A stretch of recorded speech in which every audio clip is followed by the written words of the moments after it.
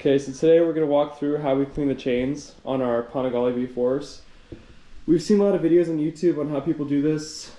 You could say the way we do it is a little extreme, but this is the only way that I've seen where you can clean it without getting all the used up grease all over the inside of the bike and all over the ground. So what you're going to need for it are some shop gloves, chain cleaner. I like this Motul stuff the best. None of it smells good, but this one doesn't feel like it's destroying my lungs as much as the other ones. The PJ1 Blue Label chain lube, a microfiber rag. It doesn't matter if it's clean or old, we're just going to use this to clean off the toothbrush when we use that. A super soft bristle toothbrush. I know a lot of people like using the chain cleaning brush, but if you actually look at those bristles, they seem pretty rough, and what we've read online is that can cause damage to some of these O-rings. So for me personally, I like using these super soft toothbrushes. Some shop towels, and then I use a plate. You'll see what I do with that in a second here. And then some trash bags put underneath here just so that I don't repeat the mistake that I made here where I've got this permanent stain here from not putting a towel down. So looking at the bike, we clean our chains between every 300 to 500 miles. It's pretty dirty, nothing terrible, no rust or anything crazy, but let's take a look at the bike and see how many miles we have. We use trip 2 to check the mileage here as to when to clean our chains. So right now it looks like the bike's got 3,836 miles. Trip 1 is what we use for gas, I just filled it, so that's at 0. Trip 2 looks like it's been 422 miles since I cleaned this last, so that's right on the range that we like to clean it. So yeah, we'll get started here. Okay, so what I like to do is I set a plate down with some shop towels on top of it. I put it right above this little section here because we use an excessive amount of chain cleaner just to make sure things are nice and clean. All of that's going to drip down off of here, and what we like to do is go section by section. So I'm just going to do a section of basically from the start of the swing arm to about halfway down the sprocket. Clean that, rotate it, clean it, rotate it. That's the only way that I've personally found to get it to where all that extra chain cleaner and grease isn't just leaking out of here and falling all over the bike. So we'll start the video with that. I would recommend some shop gloves or any kind of glove like this because this stuff gets everywhere. It's going to get all over the wheel, it's going to get over the rim. We've seen the little covers that you can get here, but I haven't seen any that I know of that work with a single-sided swing arm. If you guys know of one that does, just let me know. So yeah. So yeah, we're gonna go section by section, just really spray this thing down. We're gonna give it maybe 10-15 seconds to kind of soak in. Use that special toothbrush that's sitting around here somewhere. Scrub it down, spray it again, repeat, and then keep going.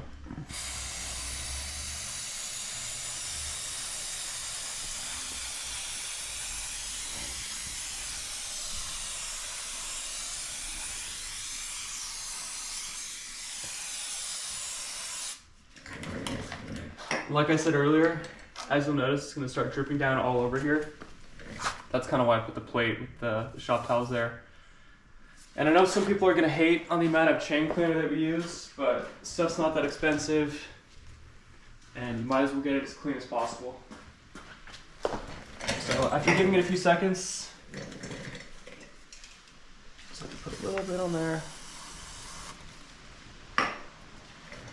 Like to get all areas of the chain.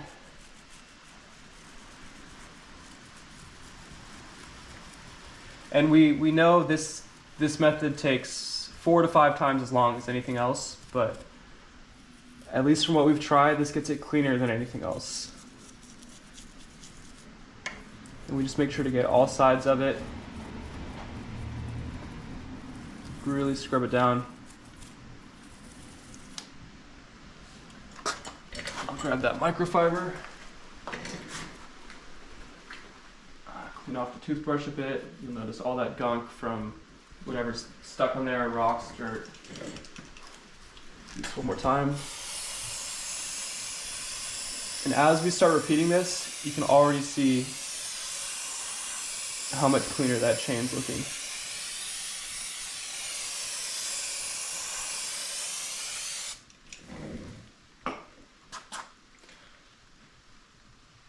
Again, give it a few seconds.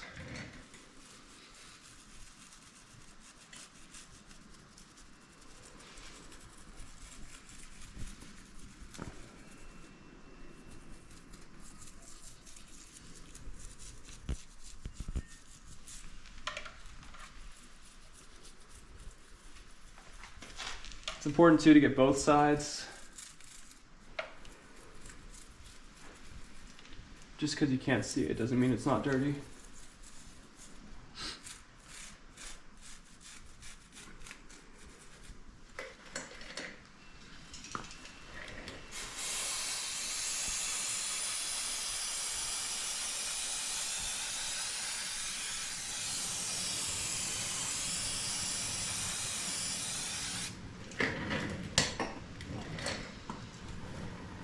Then we'll just give it a second to drip down for a minute there. The whole point of doing it section by section like this is just to avoid having all this excess drip all throughout the center over there. Then I'm just going to kind of take note of where it's clean over here.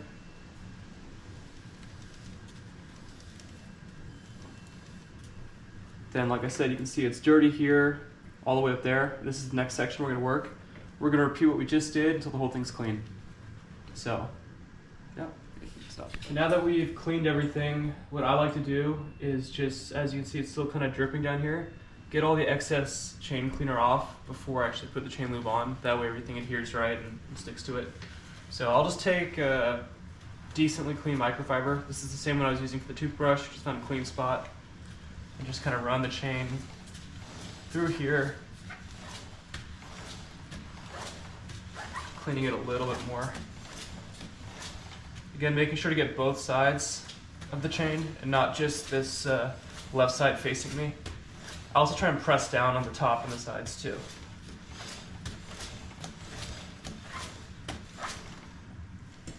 As you can see, there's still a bunch of stuff that came off, but if you want to zoom in there, kind of see the chain looks pretty much brand new now.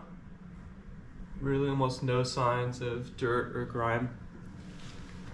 So at this point, we're going to spray on some chain lube after we give this just a second to dry a bit more here.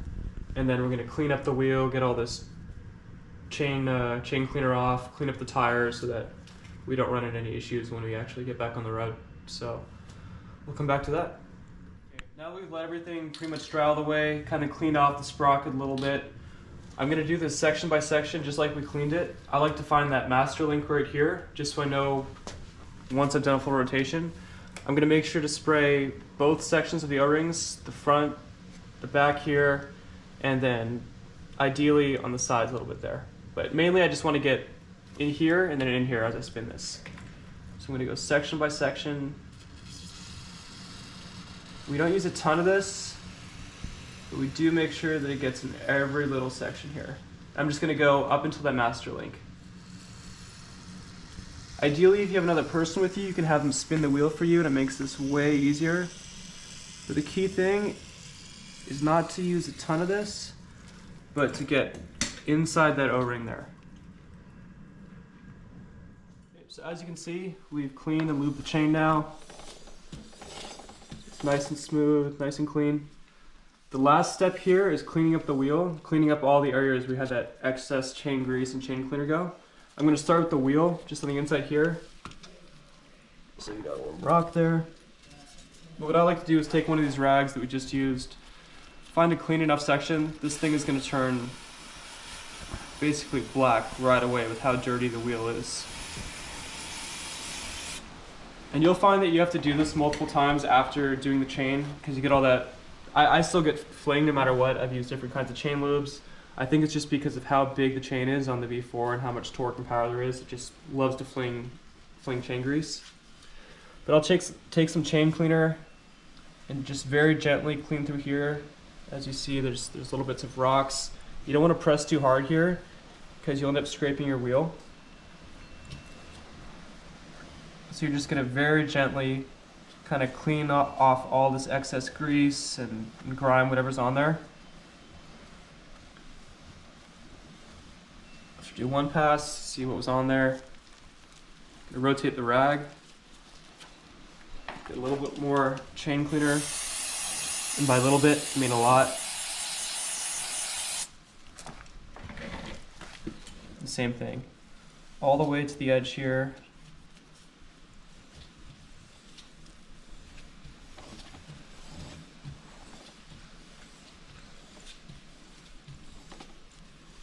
I have seen people use WD-40 also. It ends up doing pretty much the same thing, but what I found is with the WD-40, if you don't want to have that film of kind of grease and shine on there still, you have to wipe that away after you spray it on. With the chain cleaner, it just dries on its own and doesn't leave any residue. So I definitely like that better. And then we're gonna do the same thing on the other side, and then we'll come back and clean up the tire and we're pretty much good to go. Okay, so everything's done.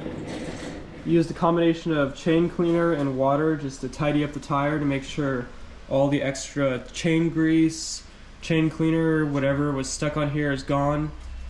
Last thing you want is to clean your chain and then immediately leaving, you just slip out and bike's totaled.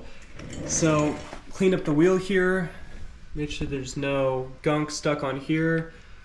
After the first ride, like I said, there's gonna be a bunch, I'm gonna have to do that again, but for the time being, got an almost perfectly clean sprocket. Chain is spot on.